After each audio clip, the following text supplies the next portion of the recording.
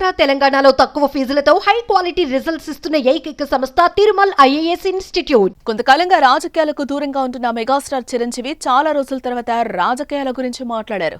ఇన్నేళ్లలో ఒక్కసారి కూడా తన తమ్ముడు పెట్టిన జనసేన పార్టీ గురించి మాట్లాడని చిరు తొలిసారిగా జనసేన జై జనసేన అంటూ నినదించారు.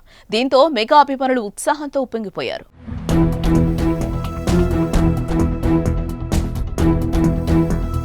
ఇక విశ్వక్సేన్ కథానాయకుడిగా నటించిన లైలా చిత్రం ఈ నెల 14న విడుదలవుతోంది. ఈ సందర్భంగా ఆదివారం హైదరాబాద్లో నిర్వహించిన ప్రీ రిలీజ్ ఈవెంట్ కార్యక్రమానికి చిరంజీవి ముఖ్య అతిథిగా హాజరయ్యారు. వేదికపైన ఉన్న విశ్వక్సేన్ తండ్రి కరాటే రాజుతో తన అనుబంధం గురించి ప్రస్తావిస్తూ చిరంజీవిపై వ్యాఖ్యలు చేశారు.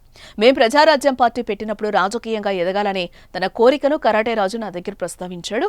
దాంతో ప్రజారాజ్యం తరపున అవకాశం ఇచ్చా. కానీ అప్పట్లో పరిస్థితులు ఇంకోలా ఉన్నాయని చెప్తూనే నాటి ప్రజారాజ్య పార్టీ నేటి జనసేనగా రూపాంతరం చెందిందన్నారు. దీంతో మెగా అభిమానులు సందడి చేశారు. మరోపక్క అల్లు అర్జున్తో విభేదాలున్నాయంటూ వస్తున్న వార్తలకు చెక్ పెట్టేలా పుష్ప 2 విజయం పట్ల చిరంజీవి హర్షం వ్యక్తం చేశారు. పుష్ప 2 పెద్ద హిట్ అయిందని అందుకు గర్విస్తున్నారని అన్నారు. ఒక్కోసారి కొన్ని సినిమాలు ఆడొచ్చు, ఆడకపోవచ్చు, కానీ ఒక సినిమా బాగా ఆడితే దాన్ని ఇండస్ట్రీలో ప్రతి ఒక్కరూ హర్షించాలని అన్నారు.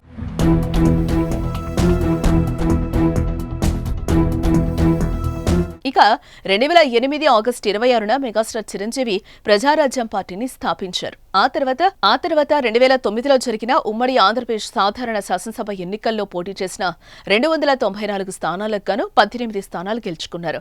మొత్తం ఓట్లలో 18% ఓట్లు అప్పట్లో ప్రజారాజ్యం పార్టీకి వచ్చాయి. చిరంజీవి తిరుపతి, పాలకొల్లు నియోజకవర్గాల నుండి పోటీ చేయగా తిరుపతి స్థానం నుంచి గెలుపొందారు. ఆ తర్వాత ఆగస్టు 2011లో భారత జాతీయ కాంగ్రెస్ పార్టీలో విలీనం చేశారు.